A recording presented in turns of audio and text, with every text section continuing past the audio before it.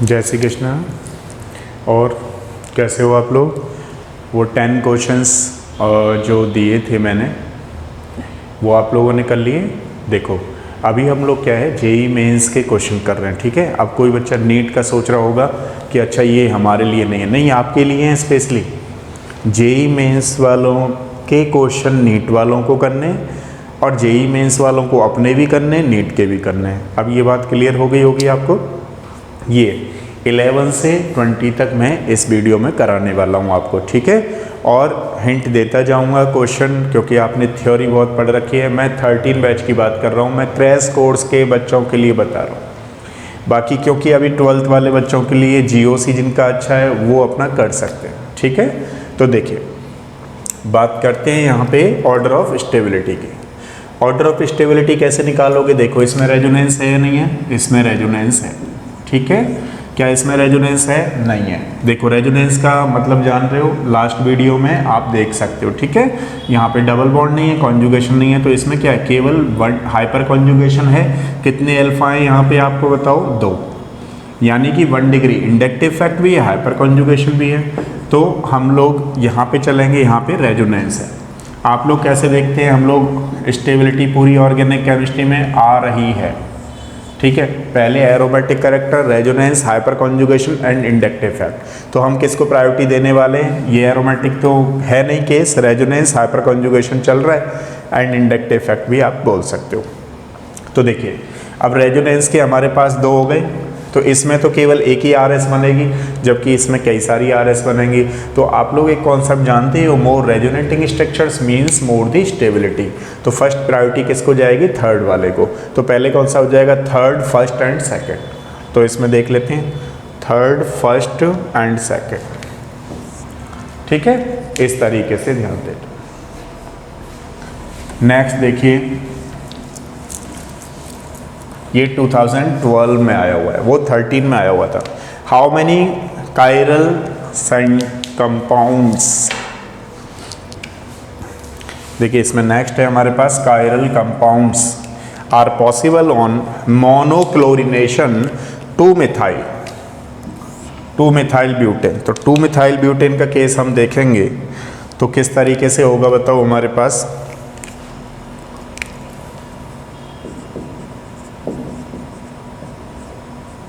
देखो ये हमारे पास 2 मिथाइल ब्यूटेन है, इसमें मोनोक्लोरिनेशन करना है। तो देखिए एक हाइड्रोजन को हम लोग रिप्लेस करेंगे, तो एक हमारे पास यहाँ क्लोरीन बन गया। इसने कायरल पूछा है, कायरल क्या होता है? एक कार्बन हैविंग 4 डिफरेंट ग्रुप। तो हमारे पास ये एक तो कार्बन ये बन गया इसका, ठीक है, एक क्लोरीनेशन करने पे। दूसरा कौन सा बन जाना है बताओ? सेकेंड की अगर हम बात करें, देखो अगर हम लोग यहाँ लगाते हैं तो इस तरीके से, अब ये वाला भी, क्योंकि यहाँ तो फिर हाइड्रोजन लगा रहेगा, तो इस वाले केस में देखें तो ये कार्बन पर भी तो 4 डिफरेंट ग्रुप हैं, आप लोग देख रहे होंगे। इस कार्बन पर भी 4 डिफरेंट ग्रुप हैं। तो हमारे पास कौन सा रहा? एक कायरल ये है, एक कायरल ये है। अब कोई बच्चा कहे सर इस पे क्यों नहीं लगा सकते? देखो इस पे अगर मोनोक्लोरिनेशन करोगे ना आप लोग तो CH2Cl आ जाएगा। तो इस कार्बन पर 2 हाइड्रोजन जो है वो कैसे रहने वाले हैं? सेम। इसलिए ये नहीं होगा, ये नहीं होगा, ये नहीं होगा। तो कितने कायरल कार्बन प्रेजेंट है इसमें? 2 मिथाइल ब्यूटेन में 2। तो that will be the answer. देखिए नेक्स्ट क्वेश्चन किस तरीके से है।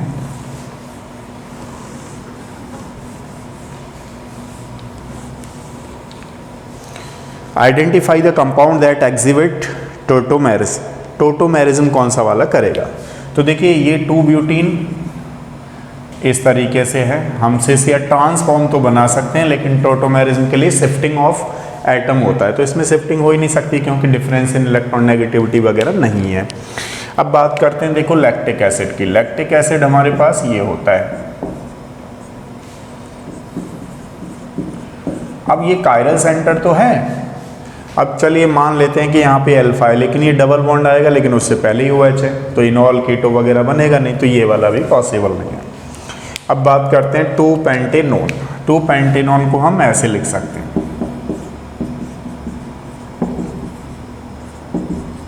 देखो क्या हुआ 1 2 3 4 एंड 5। अगर यहाँ का अल्फा शिफ्ट हो जाए ये वाला इधर की तरफ तो यहाँ जा सकता है, इनॉल बन सकता है, कीटो पहले इनॉल बन जाएगा। तो कौन सा वाला आंसर होगा हमारे पास? थर्ड वाला। नेक्स्ट क्वेश्चन देखिए, the IUPAC name of neopentane pentane is. तो नियोपेंटेन कौन सा होगा हमारे पास? इस तरीके से। तो बताओ इसका IUPAC नेम क्या होगा? 1 2 3 2 डाई मिथाइल, आप लोग जानते ही ऑलरेडी, ब्यूटेन। ठीक है, तो कौन सा वाला आंसर होगा? सॉरी ब्यूटेन नहीं, प्रोपेन। 2 di methyl propane. तो कौन सा वाला आंसर हुआ हमारे पास? ये है ना यहाँ पे 1 2 3। ठीक है, अब नेक्स्ट क्वेश्चन देखिए 15 वाले में क्या कह रहा है? The electrophile attack on benzene ring generate the intermediate sigma complex of the following which sigma complex is lowest energy. Lowest energy की बात अगर हम करते हैं तो आप लोग जानते ही होंगे कि जो रेजोनेंस एनर्जी है और पोटेंशियल एनर्जी, देखिए ध्यान रखिएगा, stability is directly proportional to resonance energy, but potential energy कैसी होगी? Inversely proportional. तो अगर लोएस्ट एनर्जी है इसका मतलब क्या है? मोर स्टेबल स्ट्रक्चर होगी, उसकी लोएस्ट एनर्जी होगी। अब अगर आप इनमें सब में चेक करोगे तो देखिए ये विथड्रॉइंग ग्रुप है, ये विथड्रॉइंग ग्रुप है, यहाँ पे इलेक्ट्रोफाइल भी कैसा होता है? पॉजिटिव। तो ये जो विथड्रॉइंग ग्रुप के नज़दीक आएगा ये खींचने वाला ये खुद ही डेफिशिएंट हो जाएगा। अब इस केस में इन दोनों में कंपैरिजन करें तो ये विथड्रॉइंग ग्रुप है, ये यहाँ पे 3 पोजीशन मेटा पोजीशन पे, ये पैरा पोजीशन पे। तो आप लोग देख रहे हो विथड्रॉइंग ग्रुप से इसकी पोजीशन क्या हो गई? ज़्यादा। तो comparison to first second will be the more stable. अब अगर हम बात करें इसकी तो यहाँ तो कोई विथड्रॉइंग ग्रुप ही नहीं लग रहा, आप देख पा रहे होंगे यहाँ पे कोई विथड्रॉइंग ग्रुप ही नहीं लग रहा। तो जो विथड्रॉइंग ग्रुप नहीं लग रहा है यानी कि वो सबसे ज़्यादा स्टेबल है। तो सबसे ज़्यादा कौन सा स्टेबल होगा? यहाँ पर थर्ड वाला होगा। ठीक है, इस तरीके से एक बार नोट करो। देखिए नेक्स्ट वाला क्वेश्चन है हमारे पास, the alkene that exhibit geometrical isomerism. देखिए ज्योमेट्रिकल आइसोमेरिज्म के लिए सिस और ट्रांस का होना होता है और 2-3 कंडीशन है। पहली कंडीशन क्या है कि stereo centre must be different, दूसरी क्या है? रेस्ट्रिक्टेड रोटेशन, एंड थर्ड वाली क्या होती है? System should be planar. Check करते हैं, जैसे प्रोपीन है, देखिए यहाँ पे क्या है प्रोपीन के लिए, जैसे दिस इज द प्रोपीन। ठीक है, अब प्रोपीन के केस में करेंगे तो आप खुद से बताइए क्या स्टीरियो सेंटर इसमें डिफरेंट है? नहीं। एक मिनट ये थोड़ी इंक हो गई है ना। अब देखो जैसे मान लो अगर हम बात करें प्रोपीन के केस में, तो प्रोपीन के केस में हम लोग कैसे देखेंगे? CH3 CH double bond CH2। तो देखो ये स्टीरियो सेंटर सेम है तो ये नहीं हो सकता। ठीक है, रेस्ट्रिक्टेड रोटेशन जरूर है लेकिन ये सेम नहीं होना चाहिए। नेक्स्ट क्वेश्चन देखिए, अगर हम लोग, तो ये तो होगा नहीं, 2 मिथाइल प्रोपीन, 2 मिथाइल प्रोपीन को हम कैसे लिखेंगे? इस तरीके से, 2 मिथाइल है और ये प्रोपीन है, समझ रहे हो आप लोग? लेकिन फिर भी इस पर दोनों सेंटर सेम हो गए है ना, स्टीरियो सेंटर डिफरेंट नहीं है, तो ये वाला भी नहीं होगा।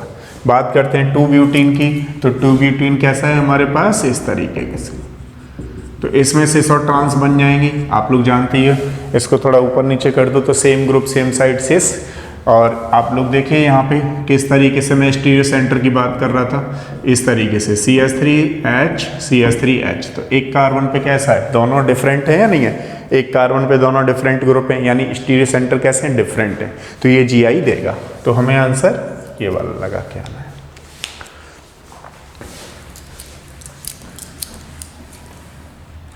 नेक्स्ट देखिए, इसमें क्वेश्चन है करेक्ट स्टेबिलिटी ऑर्डर ऑफ कार्बोनाइन।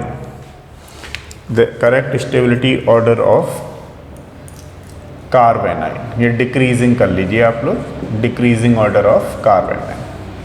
ये मेंस में सारे आए हुए हैं क्वेश्चन। अब कार्बेनाइन की स्टेबिलिटी को कौन इंक्रीज करता है? Electron withdrawing group. तो देखो इसमें इलेक्ट्रॉन विड्रॉइंग ग्रुप कौन सा दिख रहा है? तो आंसर तो बिल्कुल क्लियर दिखाई दे रहा है। तो इसमें इलेक्ट्रॉन विड्रॉइंग ग्रुप जितने ज़्यादा होते हैं कार्बेनाइन की स्टेबिलिटी को इंक्रीज करते हैं। तो पहले इलेक्ट्रॉन विड्रॉइंग ग्रुप, फिर RS में चला जाएगा। अब आप लोग यहाँ देखिए इन दोनों में कैसे कर रहे हो आप लोग, ऑलरेडी जानते ही हो। ये 2 डिग्री कार्बेनाइन है आपके पास, ये हमारे पास 3 डिग्री कार्बेनाइन है, ठीक है। अब इस पे क्या है, ये प्लस डोनेटिंग ग्रुप है, तो डोनेटिंग ग्रुप जितने ज़्यादा लगे होते हैं उसकी कार्बेनाइन की स्टेबिलिटी डिक्रीज करती है। तो सबसे ज़्यादा किसकी होगी? इसकी, फिर इसकी। क्यों? क्योंकि ये विड्रॉइंग ग्रुप है यहाँ पे, ठीक है। अब नेक्स्ट देखिए,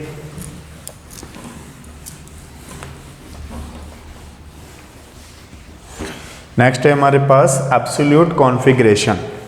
तो एब्सोल्यूट कॉन्फ़िगरेशन की बात करें तो देखो ये जो CO2H है ना, इसको कार्बोक्सिलिक एसिड है। आपको समझाने के लिए ऐसे लिख लेते हैं। ये हमारे पास कायरल सेंटर है और एक ये हमारे पास कायरल सेंटर है। अगर हम इस कार्बन पे ये लगा है तो 1, अब यहाँ कार्बन और यहाँ कार्बन, लेकिन इस पे 2 ऑक्सीजन, इस पे 1 ऑक्सीजन, इसको 2 देंगे, इस वाले कार्बन को 3 देंगे। तो हम ऐसे रोटेट करते हैं तो ये कैसा जा रहा है हमारे पास? क्लॉकवाइज। लेकिन जो ये 4th प्रायोरिटी है, ये आप देख रहे हो अवे फ्रॉम द ऑब्जर्वर है, तो जैसे है वैसे ही नोटेड होगा, ये नहीं है कि चेंज हो जाए। अगर ये यहाँ पे सपोज करिए डॉटेड में होता, टूवर्ड्स द ऑब्जर्वर होता 4 प्रायोरिटी, तो कैसा हो जाता? बैच डैश पे रिवर्स हो जाता। तो अब ये क्या है? क्लॉकवाइज आ रहा है, तो ये क्लॉकवाइज ही रहेगा, R ही कॉन्फ़िगरेशन रहेगा। अब इसकी बात करें तो ये क्या है हमारे पास? 1, इसको 2 देंगे, इसको 3 देंगे और इसको 4 देंगे। अब इसको रोटेट करेंगे 1 2 3 4, तो ये एंटी क्लॉकवाइज जा रहा है, लेकिन 4th प्रायोरिटी इस पे है। कैसे है? टूवर्ड्स द ऑब्जर्वर है। देखो यहाँ डॉटेड आ रहा है ना, डॉटेड दिखाई दे रहा है, 4th प्रायोरिटी यहाँ पे ये। तो जो हमारे पास R आया एंटी क्लॉकवाइज, वो क्लॉकवाइज हो जाएगा, तो R आएगा। तो कौन सा चला जाएगा बताओ इसका? 3rd वाला आंसर, R। यहाँ तक आपको समझ में आ गया? नेक्स्ट देखिए, अगर हम बात करें इंक्रीजिंग ऑर्डर ऑफ स्टेबिलिटी, ये क्या है? एक्लिफ्ट, एंटी एंड गॉच 2 फ्लोरो इथेनॉल। हमारे पास क्या है? ये है 2 फ्लोरो इथेनॉल, ठीक है। तो यहाँ पर क्या है कि अगर ये OH होता, यानी इथिलीन ग्लाइकोल होता, तो गॉच फॉर्म ज़्यादा स्टेबल होती, ध्यान रखना। लेकिन अभी क्या है कि इसकी हम लोग बनाएंगे तो एंटी फॉर्म जो होगी वो ज़्यादा। देखो एक कार्बन सर्कल में चला गया, एक कार्बन डॉट पे आ गया, 2 कार्बन चले गए। अब हमारे पास फ्लोरीन ऑक्सीजन बचा, इसको ऐसे ले लीजिए, यहाँ हाइड्रोजन 2 बचे, यहाँ हाइड्रोजन 2 बचे, इसको यहाँ ले लीजिए। ये हमारे पास इस ग्रुप से देख रहे हैं, दोनों अपोजिट हैं, तो क्या होगा? ये एंटी स्टैगर्ड बोलेंगे इसको। अब सपोज करिए आप लोग इस तरीके से बनाते हो कि इन दोनों के बीच में 60 डिग्री का एंगल है, तो इसको गॉच फॉर्म बोलेंगे, ठीक है। अब कोई बच्चा क्या सोचता है कि अच्छा इसमें हाइड्रोजन बॉन्डिंग हो जाती है तो इसलिए, लेकिन ध्यान रखिएगा इस OH में और F में नहीं होगी। अगर OH आ रहा होता तो उस केस में होता, यानी इथिलीन ग्लाइकोल में हो जाएगी। तो सबसे पहले हम किसको देंगे? एंटी को, फिर किसको देंगे? गॉच। और स्टेरिक हिंड्रेंस किस में होगी? अगर ये दोनों ग्रुप मान लीजिए एक दूसरे के नीचे ऊपर है, ठीक है, नीचे ऊपर दोनों है, तो ये कैसी होगी? एक्लिफ्ट।